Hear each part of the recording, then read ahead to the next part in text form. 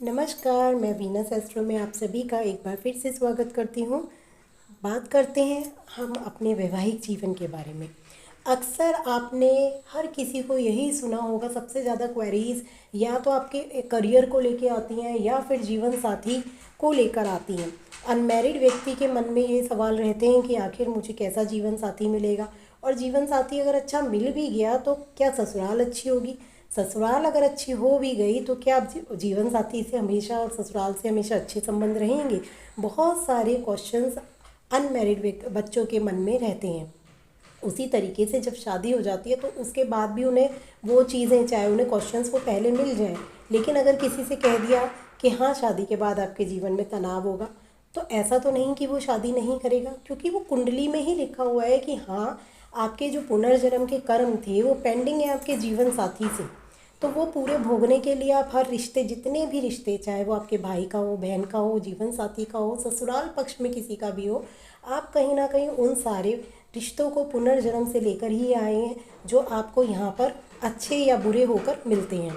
पति यदि बहुत अच्छा है, आपकी हर बात मान रहा है, तो समझ लीजिए आपने पुनर्जन्म में कुछ तो अच्छे आपके अच्छे कर्म रहे होंगे अपने पति के साथ, या कुछ ऐसी परेशानियाँ ज़्यादा नहीं रही होंगी जिसकी वजह से आपको इतना तनाव देखने को अपने रिश्ते में नहीं मिल रहा है। परंतु कहीं ना कहीं थोड़ी बहुत नोकझोंक तो आपको देखने को मिलती ही है। आखिर वो क्यों मिलती है, चाहे आप कितना भी बना के रख लें फिर भी वो नोकझोंक होती है। तो आज हम सबसे पहले उसी चीज़ के बारे में बात करेंगे। उसके लिए सबसे पहले ये जानना है कि एस्ट्रोलॉजिकली भगवान ने बिल्कुल अलग अपोजिट बनाया है। जैसे कहते हैं साइकिल के दो पहिए बिल्कुल अलग अलग हैं, लेकिन एक पहिया भी अगर रुक जाता है तो साइकिल डिसबैलेंस हो जाती है। जबकि उन दोनों में कोई ज्वाइंट नहीं है, मतलब वो आपस में बहुत क्लोज नहीं है, उसके बाद भी वो एक साथ चल रहे हैं साइकिल।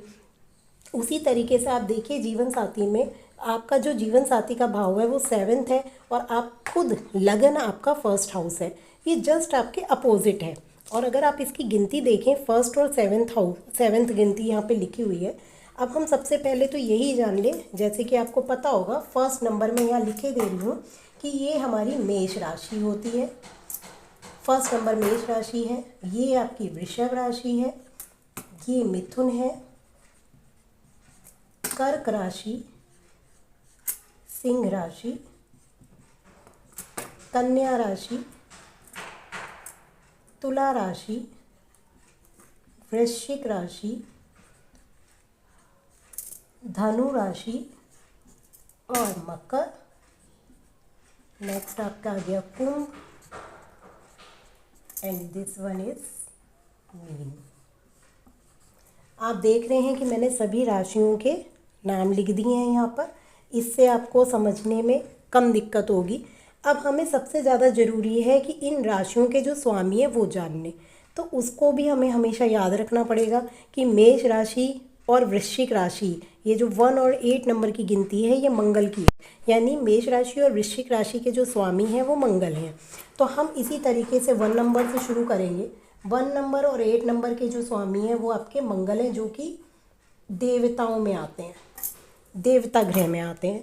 अब हम सेकंड नंबर पे आते हैं, वृषभ राशि। वृषभ राशि जो की है 2 नंबर है, और इसी तरीके से 7 नंबर आ रहा है। 7 नंबर जो है तुला राशि है। तुला, इन दोनों के स्वामी जो होते हैं वो होते हैं शुक्रदेव। अब शुक्रदेव आप जानते हैं शुक्राचार्य दानवों के गुरु थे, तो ये हमारे दानव उसमें आ गए। अगर आप इन 1 पॉइंट में यहीं पे एक्सप्लेन आपको करूं तो आप खुद समझेंगे कि जो आपका मंगल, ये तो मैंने एक एग्जाम्पल कुंडली ली है, कालपुरुष की कुंडली है, उसके अकॉर्डिंग बता रही हूँ, बट इसको अगर हम हर भाव से लगाएंगे तो आप देखेंगे जस्ट अपोजिट आपसे जस्ट अपोजिट आपके पति का भाव आ रहा है, यानी आपका देवताओं में आ रहा है। आप देख रहे हैं कि आप देवताओं के स्थान में आ रहे हैं, और पति का भाव जो आ रहा है वो आ रहा है दानवों के भाव में। उसी तरीके से सबके में अलग अलग आएगा। आपस में इनकी शत्रुता होती है, देव और दानव में वैसे भी सबको पता है शत्रुता होती है, परंतु फिर भी कहीं ना कहीं एक होकर चलना पड़ता है, एक होकर बहुत सारी चीज़ें करनी पड़ती हैं। तो अब जब एस्ट्रोलॉजिकली हम देख रहे हैं कि दोनों के ग्रह एक दूसरे से बिल्कुल कहीं भी समानांतर पर नहीं है, तो फिर हम ये कैसे एक्सपेक्ट कर लें कि हर पति पत्नी के जीवन में कभी कोई लड़ाई नहीं होगी, कोई संघर्ष नहीं होगा, कोई तनाव नहीं होगा। तो ये सारी चीज़ें निरंतर चलती रहती हैं। इसी तरीके से देव और दानव का जो चैप्टर है वो मैं आपको आगे भी समझाती हूँ। 3 नंबर आप देख रहे हैं मिथुन राशि है। मिथुन राशि के जो स्वामी होते हैं और एक 6 नंबर के कन्या के स्वामी जो होते हैं ये हमारे बुध होते हैं। इनको भी देवताओं की श्रेणी में रखा हुआ है, लेकिन इनकी दानवों से भी बनती है। आप देखेंगे आगे बुध की जो है वो ना किसी का दोस्त है ना ही किसी का शत्रु है, इसलिए बुध को एक न्यूट्रल प्लेनेट के रूप में देखा जाता है। इसको हम यहाँ भी इंडिकेट कर सकते हैं कि बुध ना इधर का है ना उधर का है, यानी वो सबका है। जैसे एक बच्चा, बुध को एक बच्चे की उपाधि दी गई है।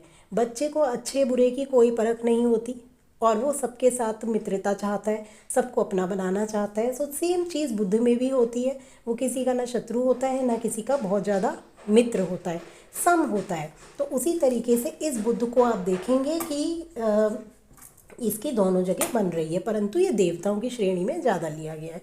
अब आता है आपका कर्क यानी चंद्रमा, जिसके बिना तो सब अधूरा है। चंद्रमा आपके मन का कारक होता है। चंद्रमा को तो देवताओं की श्रेणी में रखा ही हुआ है। नंबर 5 पे सूर्य देव आते हैं। सूर्य भी हमारे देवता की श्रेणी में है। नंबर 6 7 हम ले चुके हैं, 8 भी ले चुके हैं। अब हमारे आ रहे हैं 9 नंबर। आप जानते हैं कि गुरुदेव का है, 12 नंबर भी गुरुदेव का है। तो ये जो दोनों नंबर हैं ये हमारे आ रहे हैं गुरु, जो कि हमारे देवों के गुरु हैं, देवताओं के गुरु कहे जाते हैं।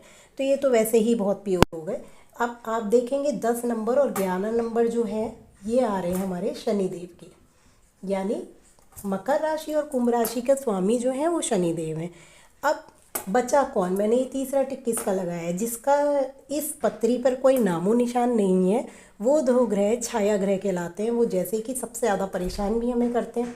ये हैं राहु और केतु। राहु और केतु। अब आप देखिए बुध की मित्रता शुक्र से भी है, शनि से भी है, राहु केतु से भी है। बहुत अच्छी मित्रता है। परंतु अगर हम इनमें देखें तो इनमें इनका जो सबसे अच्छी मित्रता सूर्य बुध की कही जाती है। मंगल और चंद्र को तो ये अपना घनिष्ठ शत्रु मानते हैं, बहुत ज़्यादा शत्रुता करते हैं, जबकि मंगल और चंद्र इनको नहीं मानते, परंतु बुध इनको शत्रु मानते हैं। इसी तरीके से आप कुंडली में भी प्रेडिक्शंस कर सकते हैं कि जब यहाँ पे 2 नंबर आएगा आपका, जिसकी कुंडली में यानी 2 नंबर का लगन होगा, तो डेफिनेटली सामने कौन सा नंबर आएगा? 8। तो यहाँ भी देखिए कि आपका शुक्र का हो गया और यहाँ मंगल का हो गया। शुक्र यहाँ दानवों में आ रहा है और मंगल आपका देवताओं में आ रहा है। आप कहीं से भी प्रेडिक्शन लगाइए। 3 नंबर आपका बुध का है और 9 नंबर आपका गुरु का है। अब बुध और गुरु में भी बहुत मतलब इतनी शत्रुता नहीं होती, इसलिए ऐसे लोगों के विचार जो होते हैं, विचारों में ज़रूर इनके प्रॉब्लम्स आ जाती है, या ईगो वाली प्रॉब्लम भी कई बार देखने को मिलती है, क्योंकि बुध बच्चा है, गुरु तो गुरु है। तो गुरु हमेशा ये अपनी बात को आगे रखना चाहता है कि जो मैं कह रहा हूँ वो सही है, और बुध जो है वो ज़रूरी नहीं कि वो गुरु की हर बात माने। तो यहाँ पे इनकी जो टकराव होती है वो ज्ञान और बुद्धि में होती है।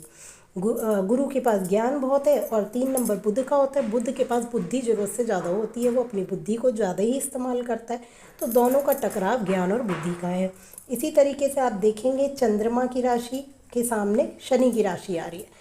अगर शनि के कोई 2 शत्रु हैं, ये सभी जानते हैं कि शनि के वैसे तो ये जितने भी देवता हैं सारे ही शनि के शत्रु हैं, परंतु हम सबसे ज़्यादा किन को लेते हैं? चंद्रमा और सूर्य को।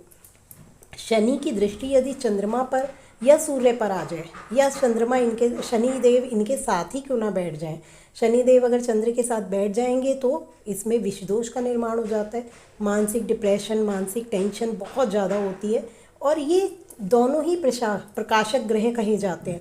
और प्रकाशक ग्रहों को अगर शनि देख ले, शनि एक अंधकार ग्रह है, अंधकार लाता है शनि जीवन में। अंधकार से मतलब है क्योंकि इसको एक अंधकार ग्रह बोला गया है। तो ये जब प्रकाशित ग्रहों से की दृष्टि पे अपनी दृष्टि डाल देता है तो उनका प्रकाश धीमा पड़ जाता है और फिर लाइफ में बहुत सारी प्रॉब्लम्स आप देखने को मिलती हैं। जैसे शनि और चंद्रमा में आपने सुना विष दोष। अब विष दोष है क्या? विष दोष आपके कई तरीके की प्रॉब्लम्स लेकर आता है। यदि 7 नंबर यानी जो जीवन साथी का भाव है, यहाँ पर ही शनि और चंद्रमा की युति बन जाए तो समझ लीजिए ऐसे में ये बहुत ही ज़्यादा टिपिकल कंडीशन हो जाती है एक जीवन जीने के लिए आफ्टर मैरिज। और कोई ना कोई तनाव इन लोगों के जीवन में बना ही रहेगा। ऐसा लगेगा जैसे किसी ने जहर घोल दिया जीवन में। बहुत मुश्किल स्टेज हो जाती है। शनि चंद्रमा की युति यदि आप सप्तम भाव में देख रहे हैं तो ऐसे लोग हमेशा डिप्रेशन में रहेंगे। कोई ना कोई नोकझोंक इनके जीवन में लगी ही रहेगी, यहाँ तक कि मैरिड लाइफ टूटने तक के योग बन जाते हैं यदि और भी कोई मैलेफिक प्लैनेट्स इन पर दृष्टि डाल दें। तो इस तरीके से आज एक छोटा सा चैप्टर मैंने कवर किया है वैवाहिक जीवन में तनाव का। लेकर आएंगे इसके विभिन्न एग्जाम्पल्स कि आखिर क्या क्या चीज़ें हो सकती हैं जिसकी वजह से हम कहते हैं कि वैवाहिक जीवन में तनाव है। तो आप धीरे धीरे मेरे साथ बने रहिए और देखते रहिए आगे की सीरीज़। धन्यवाद।